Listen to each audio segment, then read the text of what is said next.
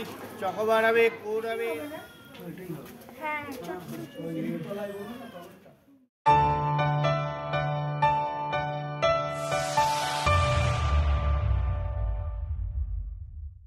Hello friends, good morning.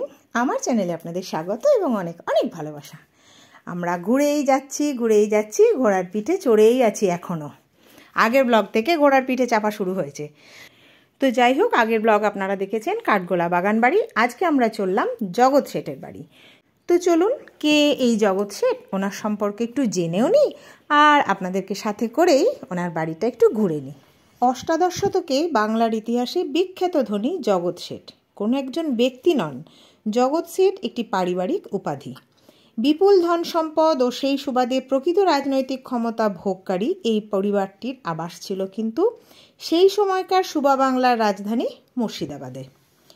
তো জগৎ শেঠরা আদতে কিন্তু বাংলার মানুষ ছিলেন না। তাদের আদি নিবাস ছিল রাজস্থানের যোধপুরের নাগর অঞ্চলে।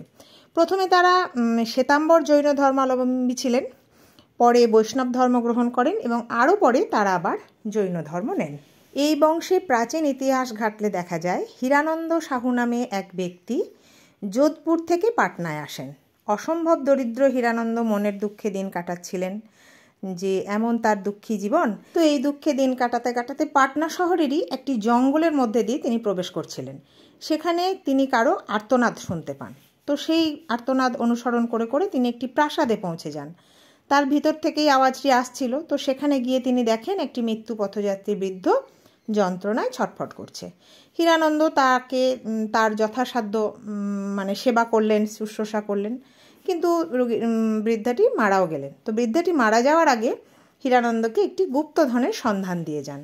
আর সেই গুপ্তধনের মধ্যেই নাকি ছিল প্রচুর স্বর্ণমুদ্রা, এবং এই সোনাই হীরানন্দের বংশকে ধনী করে তোলে। তো হীরানন্দ আস্তে আস্তে সেই সম্পত্তি ভোগ করতে থাকেন এবং সংসারী মধ্যে ঢুকে যান, সংসারী মানুষ হন, তার ছেলেরা হয় এবং তার 7 ছেলেকে তিনি ভারতের 7টি জায়গায় প্রতিষ্ঠা করে যান। কনিষ্ঠ পুত্র মানিকচাঁদ আসেন মুর্শিদাবাদে, আর তিনিই হলেন শ্রেষ্ঠ এই জগৎ শেঠ বংশের প্রতিষ্ঠাতা। মানিকচাঁদ এখানে এসে মুর্শিদ কুলি খাঁর অন্যতম প্রধান পরামর্শদাতা হয়ে ওঠে। সঙ্গে সঙ্গে তারও শ্রীবৃদ্ধি ঘটতে থাকে।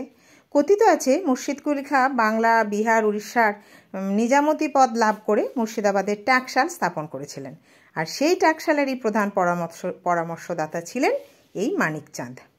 মুর্শিদ কুলি খাঁ মানিকচাঁদের জন্য শেঠ উপাধি জোগাড় করে দেন। তৎকালীন দিল্লির বাদশাহ ফাকুর শিহরের কাছ থেকে এই উপাধি পেয়েছিলেন। বিনিময়ে মানিকচাঁদ মুর্শিদ কুলি খাঁকে বিপুল অর্থ দিয়েছিলেন বলে কথিত আছে। তিনি ভাগীরথীর পূর্ব তীরে প্রাসাদ নির্মাণ করেন, যা আজকে একটি দ্রষ্টব্য স্থান হয়ে দাঁড়িয়েছে।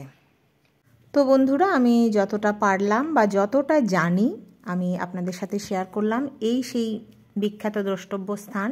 হ্যাঁ, তবে বলে রাখি, ভিতরে কিন্তু কোনো রকম কোনো ফটোগ্রাফি অ্যালাউ ছিল না, যার জন্য আমি বাইরে যতটা পেরেছি আপনাদের সাথে শেয়ার করছি। খুবই সুন্দর লেগেছে অনেকটা জায়গা জুড়ে, এবং যতটা সুন্দরভাবে সাজিয়ে গুছিয়ে রাখা যায় ততটা সুন্দরভাবেই রাখা হয়েছে।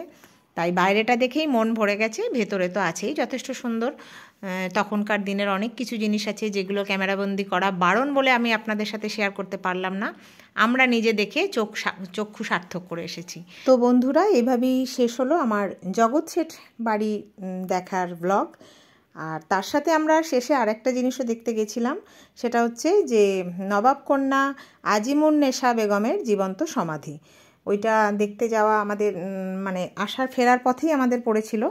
তো এটা দেখতে পাইনি, কারণ সমাধি এখন বন্ধ টাইম হয়েও গেছিলো। আর সেখানে একটা ছোট্ট ঘরে ওই সমাধিটুকুই দেখতে পাওয়া গেছে, আর কিছু দেখার মতো সেখানে ছিল না। তাও অনেককে ওরা বারণ করছিলেন, আবার অনেককে দেখতেও দিয়েছেন। যাক, আমরা সেই দলেই পড়েছিলাম যে দলে দেখার পারমিশন ছিল।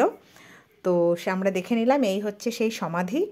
দেখে বাইরেটা একটু বাগান মতো করা আছে, একটু উপর দিয়ে উঠলাম। ওর ওপরের যে ছাদটা বারণ করছিল, তাও আমরা অতটা না গিয়ে সামনে কিছুটা উঠে একটু দেখে ছবি টবি তুলে নিলাম। খুবই মর্মান্তিক এক ঐতিহাসিক ঘটনা, যেহেতু এটাও একটা দ্রষ্টব্য স্থান হয়ে গেছে, তাই আমরা গেলাম যখন, এটাও দর্শন করে এলাম, দেখে এলাম, আর আপনাদের সাথে শেয়ারও করে নিলাম। এভাবেই শেষ হলো আমার আজকের জগৎ শেঠের বাড়ির ব্লগ এবং এই জীবন্ত সমাধি যেখানে দেওয়া হয়েছে তার একটি ছোট্ট কাহিনী। তো আপনাদের ভালো লাগলে চ্যানেলটিকে সাবস্ক্রাইব করে এত ভালোবাসা দিয়ে একটা ছোট্ট লাইক দিয়ে সব সময়ের মতো পাশে থাকবেন, সাথে থাকবেন। সবাই ভালো থাকুন, সুস্থ থাকুন, আনন্দে থাকুন, ভালোবাসায় থাকুন। টাটা।